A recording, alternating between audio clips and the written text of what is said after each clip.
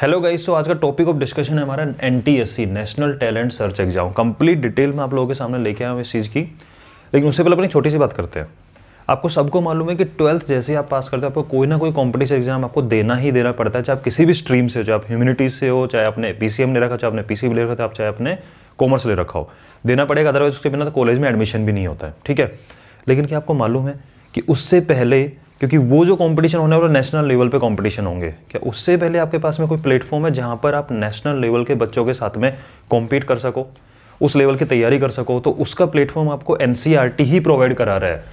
NTSC is a scholarship exam conducted by NCERT. NCERT की सिर्फ book नहीं होती कि बुक ही एनसीईआरटी है। एनसीईआरटी का मीनिंग है national council of educational and research training, ठीक है। ये एक एग्जाम कंडक्ट कराता है जो नेशनल लेवल का होता है। पहली बात तो मन से निकालो इस चीज़ को कि कहीं का एडमिशन एग्जाम है, नहीं, दिस इज स्कॉलरशिप एग्जाम। आपको स्कॉलरशिप मिलती है। इस एग्जाम में क्या होता है, 2 स्टेज का एग्जाम होता है, स्टेज 1, स्टेज 2। स्टेज 1 में आपका हर स्टेट का अलग अलग एग्जाम होता है। आप राजस्थान से तो राजस्थान बच्चों से कॉम्पीट करोगे, आप झारखंड से आप वहाँ के बच्चों से कॉम्पीट करोगे, आप पंजाब से वहाँ के बच्चों से कॉम्पीट करोगे। हर स्टेट में, हर यूनियन टेरिटरी में ये एग्जाम होता है स्टेज 1, ठीक है। और स्टेज 1 में कोई नेगेटिव मार्किंग नहीं होती है। स्टेज 2 जो होता है, स्टेज 1 वाले जो बच्चे जो सेलेक्ट होके आए हैं अलग अलग स्टेट से, उनकी जो कट ऑफ होती है उसको क्लियर किया। और कट ऑफ भी आपको बता देता हूँ मैं, डराने के लिए नहीं, मोटिवेट करने के लिए बता रहा हूँ। 200 में से अराउंड 175 कट ऑफ जाती है इस चीज़ की। उससे ऊपर वाले बच्चों का सिलेक्शन होता है, मतलब क्रीम छट के आती है। अगर आप तैयारी करते हो और आप उस क्रीम में आ गए तो आप सोचो आप कितने बच्चों से ऊपर हो, ठीक है। स्टेज 2 में नेगेटिव मार्किंग होती है, ठीक है।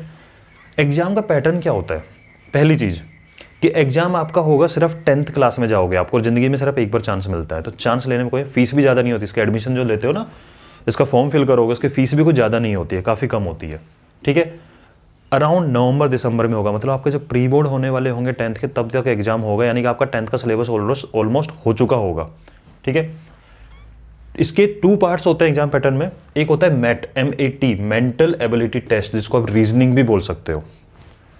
और एक होता है सेट, स्कॉलास्टिक एप्टीट्यूड टेस्ट। मतलब इसमें सेट वाले के अंदर 3 पार्ट होते हैं। एक मैथमेटिक्स का पेपर होता है, साइंस और SST कंबाइन एक ही पेपर होता है। मैथ्स के, SST और साइंस के कंबाइन क्वेश्चंस आते हैं, ठीक है ना।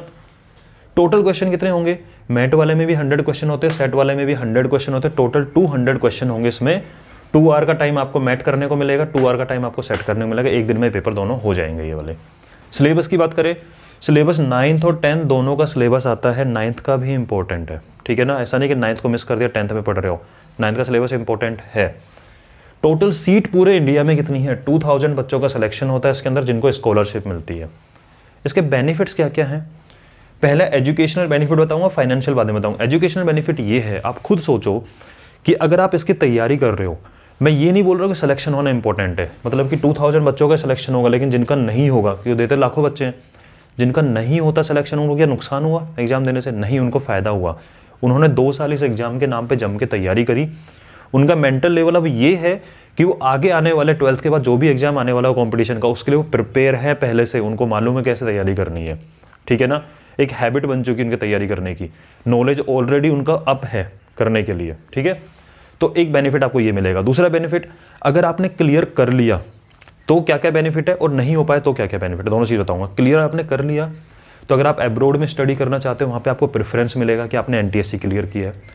आप किसी टॉप एजुकेशनल इंस्टीट्यूट में, IIT वगैरह किसी में जाते हो, वहाँ पे अगर एनटीएससी का सर्टिफिकेट आप दिखाते हो तो वहाँ पे आपको प्रायोरिटी मिलेगी। आप जॉब के लिए अप्लाई करते हो, चाहे गवर्नमेंट जॉब के लिए करो, चाहे प्राइवेट जॉब के लिए, अगर उनको दिख रहा है कि एनटीएससी सेलेक्टेड है, मतलब वो इंडिया के टॉप 2000 स्टूडेंट में है, ठीक है। इसका मतलब आपको क्या मिलेगा? बेनिफिट मिलेगा। अरे यार, इंडिया के टॉप 2000 में ले लो भाई इसको, तो बिना इंटरव्यू के ले लो, ठीक है ना। ये बेनिफिट मिलता है होने के बाद में। और क्या बोलते हैं, आपका नाम, आप खुद को कॉन्फिडेंस देखो, अगर आपका हो गया तो कहाँ है ही होगा आपका कॉन्फिडेंस, ठीक है ना। IIT वगैरह कुछ नहीं है इसके सामने, IIT की सीटें ज़्यादा होती है। आप सोचो कि 10th वाला बच्चा इतना निकाल रहा है, तो जिसका ये निकल गया ना, उसका IIT मतलब कि नीट जो भी निकलना होगा ना, सब आराम से निकलेगा, चाहे वो किसी भी ब्रांच में जाए, चाहे CA बनना चाह रहा है, कुछ बनना चाह रहा है, वहाँ पे आपको कॉन्फिडेंस हाई होगा, आप इजीली बन जाओगे। नहीं होने पे बेनिफिट मैं आपको बता चुका हूं, आपका प्रिपरेशन का लेवल हाई हो चुका होगा, आप किसी भी एग्जाम की तैयारी इजीली कर सकते हो, ठीक है। आप देख चुके होंगे कि हाँ एग्जाम का लेवल होता क्या है, पूरे नेशनल लेवल पे बच्चे कैसे कैसे, क्योंकि आप मान के चलना आपका कंपटीशन आपके साथ वाले बच्चों से ही होता है। आपके जूनियर से नहीं होने वाला अगर आप कंटिन्यू चलते रहते हो। तो अगर आप 12th में गए तो 12th में आपके साथ में जेई का पेपर या नीट का पेपर है, कौन देने वाला है? आपके साथ वाले बच्चे देने वाले हैं। तो आप ऑलरेडी जानते हो कि मैं इस रैंक पे तो हूँ, इतने बच्चे मेरे से नीचे हैं, तो ऊपर वालों को ही मुझे पीछे छोड़ना है। ठीक है, ये आपको बेनिफिट मिलेगा, हैबिट डेवलप होगी एक अच्छी वाली। रीजनिंग पढ़ लोगे अभी से तो आगे जाके कोई भी कॉम्पिटिशन एग्जाम दोगे तो उसमें आपको बेनिफिट मिलना ही मिलना है, क्योंकि रीजनिंग तो हर पेपर में आती है।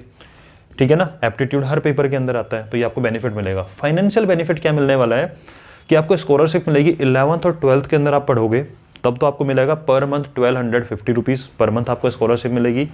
ग्रेजुएशन करोगे, पोस्ट ग्रेजुएशन करोगे तो हर मंथ आपको 2000 रुपीज़ मिलेंगे।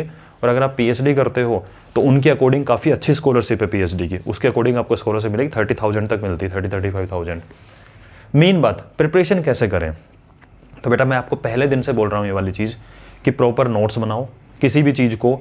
ठीक है, और उसके बाद में आप प्रिपरेशन कैसे करना है, सपोज करो कि सर अभी से स्टार्ट कर रहा हूँ, मैं आज से करना स्टार्ट कर रहा हूँ, तो कैसे करें?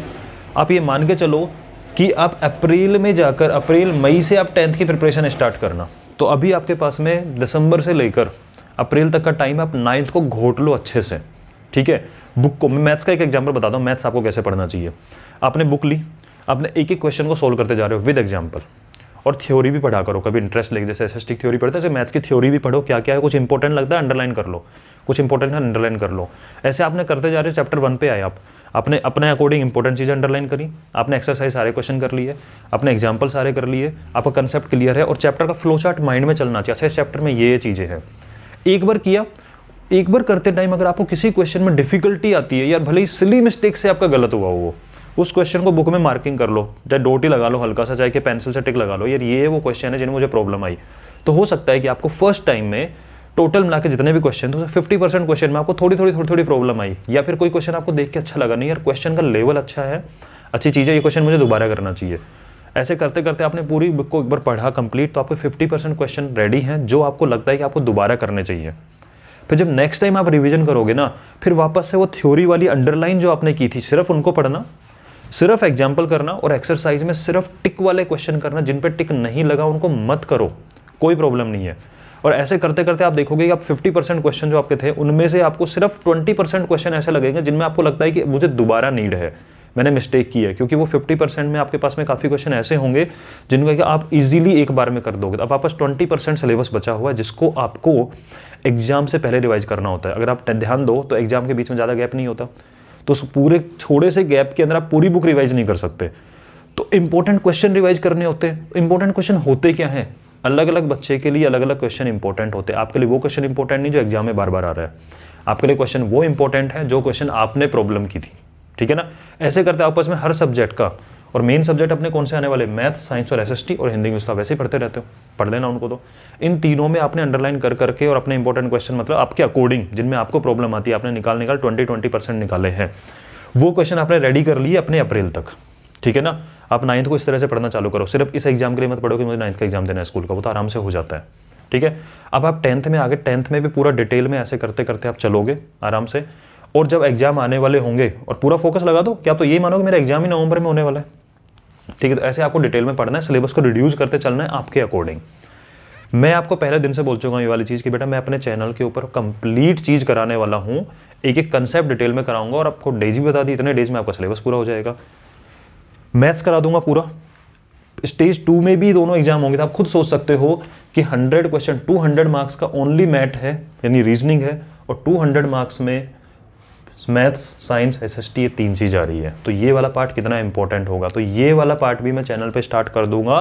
कंडीशन ओनली सी ये वाली बात है कि अगर आप लोग सीरियस होकर मैथ्स पढ़ रहे हो अच्छे से, और मुझे लगेगा कि हाँ बच्चों ने पढ़ना स्टार्ट कर दिया, सीरियसली पढ़ रहे हैं इस चीज़ को, तभी मैं आपका रीजनिंग का पोर्शन चालू करूँगा। तो मैथ्स और रीजनिंग के लिए तो आपको कहीं भटकने की नीड है नहीं, वो मैं कंप्लीट करा दूंगा। बाकी साइंस, एसएसटी के लिए भी आप लोग कोई अच्छा सा चैनल होंगे, आप लोगों की नज़र में होंगे, उनको अगर आपने एक बार बिलीव कर लिया कि हाँ ये चैनल अच्छा प्रोवाइड करा रहा है, कंटेंट प्रोवाइड करा रहा है, सिर्फ प्रॉब्लम सॉल्यूशन नहीं कि यहाँ पे एनसीईआरटी क्वेश्चन का सॉल्यूशन मिलता है, वो थोड़ी ना करने के लिए बैठे हुए यार। हाँ, वो तो आराम से हो जाता है। अगर आपका कंसेप्ट क्लियर तो आप सिर्फ थोड़ा ना एनसीईआरटी की बुक का क्वेश्चन करोगे, आप कहीं से भी क्वेश्चन कर सकते हो। ठीक है जी, तो ये था all about NTSC. I hope so अब मेरी बात को सीरियसली लेके आप प्रॉपर नोट्स बना के चालू करो, क्योंकि मैं तो रेगुलर दे रहा हूँ आपको कंटेंट, अब आप पे डिपेंड करता है आप कितना पीछे चल रहे हो, मेरे साथ चल रहे हैं। जो मेरे साथ चल रहा होगा उसको बेनिफिट दिख रहा होगा, अपने अंदर इंप्रूवमेंट आ रहा होगा, तो चलो, तो मिलते हैं, डेली क्लास अटेंड करो, कमेंट करके बताया करो, कोई समस्या हो, इस वीडियो में कुछ समझ में नहीं आया तो कमेंट करके बताना, मैं आपको रिप्लाई करूँगा।